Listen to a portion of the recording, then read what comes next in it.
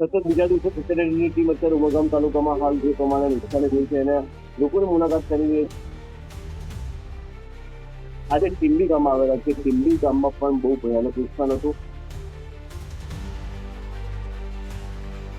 તો તમે હાલત જોઈ શકો છો કેવી હાલત છે. પૂરા ગયેલી છે, અમારું પૂરું ઘર ડૂબી ગયેલું છે, અમારું વાહન પણ તણાઈ ગયેલું છે, અમારી કાર પણ ડૂબી ગયેલી છે, અમારા પાસે એવા કપડાં લઈને ખાવા માટે અન્ન પણ નથી, કશું જ રહેલું નથી અમારા પાસે. એ લોકો તમારી મુલાકાત લીધી છે, કઈ રીતે કરવું કરવું કોઈ મુલાકાત અમારા પાસે કોઈ આવી નથી. હાલમાં સરકાર તરફ તમારે શું માંગ?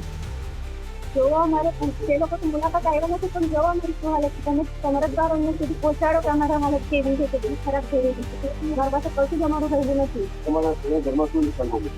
હવે બધું જ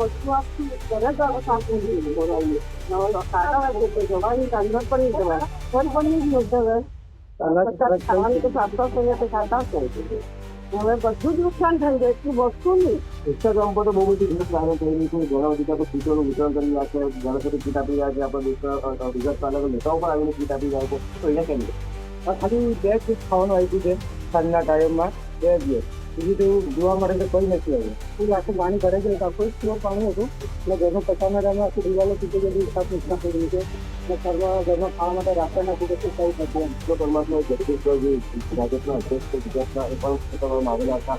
જાણો છો કે અત્યારે કીટનું વિતરણ કરી રહ્યા છે. તો અહીંયા કેટલી પણ એને હું સરકાર આવે આખો ફ્લોર પાણી મૂકી દે તો એ લોકો સરકારના કેમ છે થોડુંક આ માણસની હાલચાલ જોવા માટે આવવું પડે. કારણ કે ઘર તો મળી પણ આ સરકારની હાલચાલ આપણા ઘરનું આપણા માણસાઈને તો જોવું આપણે નહીં. 2-3 લાખ રૂપિયાનો ઘરનો ખર્ચો છે, તો સરકાર થોડું 2-3 લાખ રૂપિયાનો ખર્ચો આપવાનો છે.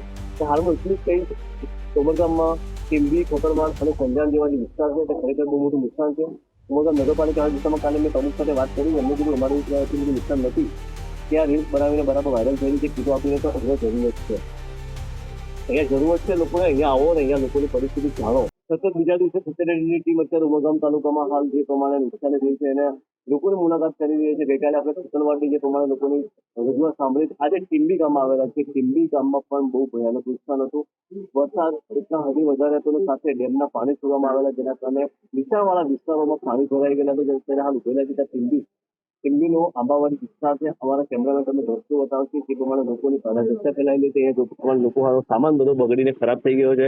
એ પ્રમાણે લોકો અત્યારે સવા 2 દિવસથી લગાતાર સાફ સફાઈમાં લાગેલા છે. આજુબાજુના યુવાઓ પણ એમાં મદદ કરી રહ્યા છે. આજે પ્રમાણે 2 લોકો ઘરની સાફ સફાઈ કરી રહ્યા છે. આ લોકોના કપડાથી માંડીને ઘર વસ્તુનો બધું જ સામાન ખરાબ થઈ ગયેલો છે. એટલું નુકસાન છે, એટલા હદે નુકસાન છે, તો એની ભરપાઈ કરવી એમના માટે બહુ મુશ્કેલ પડી છે. સરકાર સામે એમની શું રજૂઆતો છે અને કેવી મુશ્કેલી પડી છે, વરસાદ બાદ કેવી પરિસ્થિતિ સર્જાઈ હતી, વરસાદના સમય કેવી પરિસ્થિતિ, આ બધી વાતો આપણે એમના મોઢેથી સાંભળશું. કેમ કે તમે પોતે વિચારો કે જયારે ઘર પાણીમાં ડૂબી ગયેલા હોય કે જેની જે સ્થિતિ હોય છે ત્યારે ઘરના કેટલું મુશ્કેલ હશે, આપણે એમના મોઢેથી સાંભળશું. શું બેન, શું નામ છે તમારું અને શું કરો છો ત્યારે? એટલે તમે અમારી લઈ છે, એટલે તમે હાલત જોઈ શકો છો કેવી હાલત છે. પૂરા ગયેલી છે, અમારું પૂરું ઘર ડૂબી ગયેલું છે, અમારું વાહન પણ તણાઈ ગયેલું છે, અમારી કાર પણ ડૂબી ગયેલી છે, અમારા પાસે એવા કપડાં લઈને ખાવા માટે અન્ન પણ નથી, કશું જ રહેલું નથી અમારા પાસે. ગામમાં ગ્રામ પંચાયત છે, ગ્રામ પંચાયત આગેવાનો ઘટકો છે કે બીજું કોઈ નેતા દવાખાને રહેવાનું પાછળ છે, એ લોકો તમારી મુલાકાત લીધી છે? કઈ રીતે કરવું કર્યું? કોઈ મુલાકાત અમારા પાસે કોઈ આવ્યું નથી, એક વ્યક્તિ આવ્યું નથી. લોકો સાથે રાખી રહ્યા છે ગામના વ્યક્તિઓ લોકો. એ બધા આવ્યા છે, અમારા પરિવારના લોકો અમને મદદ કરી રહ્યા છે. પરિવારના અમારા ભાઈ બહેનો છે, અમારી મદદના ટાઈમ. હાલમાં સરકાર તરફ તમારે શું માંગ?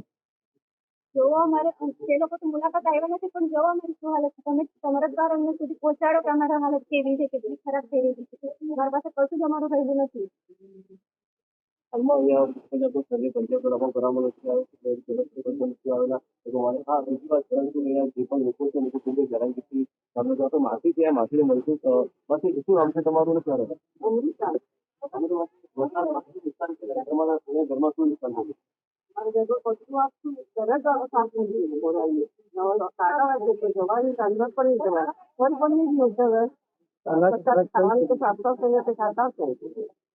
બધું જ નુકસાન થઈ જાય, એટલું વસ્તુ નહીં.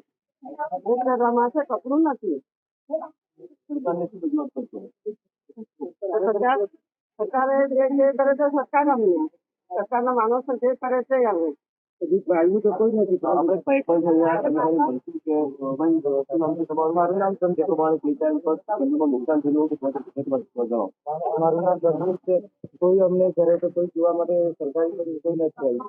કારણ કે હવે ખાવાનું પણ તો કંઈ રહેલું નથી. એનાથી ઘર તો પૂરા ડૂબી ગયેલા છે. કપડાં બધું ખરાબ થઈ ગયું. ઇન્સ્ટાગ્રામ પર તો બહુ બધી રીલ્સ વાયરલ થઈ રહી છે. ઘણા બધા તો કીટોનું વિતરણ કરી રહ્યા છે. ઘણા બધા કીટ આપી રહ્યા છે. આપણા દેશના ગુજરાત પાલક નેતાઓ પણ આવીને કીટ આપી રહ્યા છે. તો અહીંયા કેમ છે? આ ખાલી 2 જ ખાવાનું આપ્યું છે સાંજના ટાઈમમાં 2 જ. બીજું તો એવું જોવા માટે તો કંઈ નથી આવ્યું. હાલમાં શું રજૂઆત છે તમારી? અમારે તો સરકાર જોવા આવે તો કંઈ આપે તો ભરપાઈ સારું. આ ટીમ્બી ગામ છે, અહીંની જે ગ્રાઉન્ડ ઉપરની પરિસ્થિતિ છે એ માટે અમે જાણવા માટે આવેલા છે. ખરેખર ઇન્સ્ટાગ્રામ પર બહુ મોટી મોટી રીલ્સ વાયરલ થઈ રહી છે. બહુ મોટા નેતા લોકો અત્યારે કીટ આપી રહ્યા છે, પણ જ્યાં જરૂર છે ત્યાં સુધી કોઈ પહોંચી નથી રહ્યું. આનું કારણ શું હોઈ શકે? ગામના સરપંચ તલાટી લોકો પણ આવીને એ લોકોને મળી જવું હતું, મુલાકાત તો લેવી હતી. કમ સે કમ આપવું નહીં આપવું સરકાર નિયમ પ્રમાણે ફાળવણી કરતી હોય છે, પણ હાલમાં જે પરિસ્થિતિ છે તે ખૂબ ખરાબ પરિસ્થિતિ છે. આપણી પાસે બીજા પણ કહી છે, જ્યાં આપણે વાતચીત કરશે શું નામ છે આપવું અને તે પ્રમાણે નુકસાન કર્યું નથી.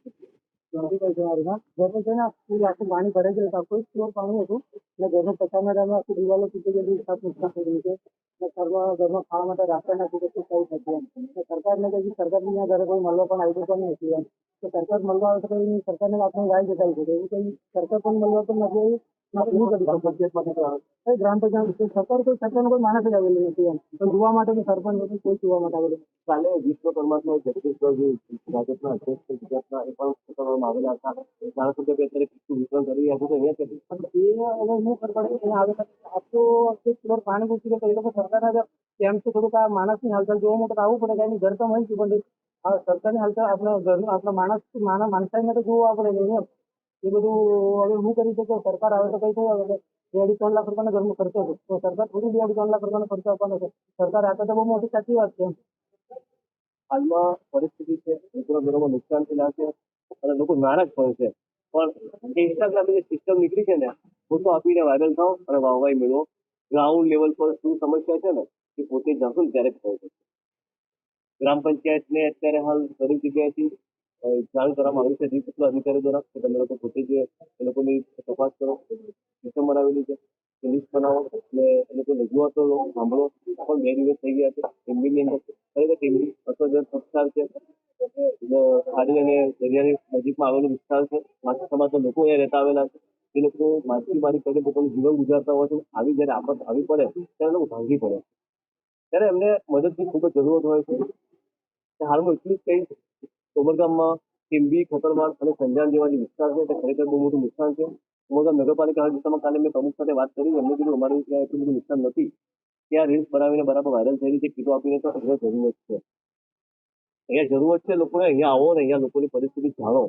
આ જ તમારા મતદારો છે. આ જ તમને મત આપે છે, તમને વોટ આપે છે. ઇલેક્શનના ટાઈમે તમે ખાલી બહાર આવીને બસ ખાલી મત માગો છો, પણ ખરા ટાઈમમાં જ્યાં જરૂર હતો ત્યારે તમે દેખાતો નથી. એટલે લોકોમાં નારાજગી છે. સરકાર પાસે લોકોની ઉમ્મીદ હોય છે. તમે તાત્કાલિક અહીંયા આવો. ગ્રામ પંચાયત જે ટીમ્બીના સરપંચ છે, તલાટી છે, એ લોકોને વિનંતી છે કે સર્વે કરવામાં આવે અને ખરેખર શું પરિસ્થિતિ છે, કેમ લોકો હેરાન છે, લોકોનું કમસે કમ જાણો તો ખરી લોકો પાસે. સહાનુભૂતિ આપો લોકોને આવીને. હાલમાં અહીંયા સ્વાધ્યાય પરિવારના લોકો એકબીજાની મદદ કરી રહ્યા છે. ખૂબ સારી વાત છે કે અત્યારે પણ લોકો એકબીજા પ્રત્યે ખૂબ જ લાગણીશીલ છે. આ ઉમરગામ તાલુકાના ટીમ્બી ગામના દ્રશ્યો મેં તમને બતાવ્યા. હું છું અનિશ અત્યારે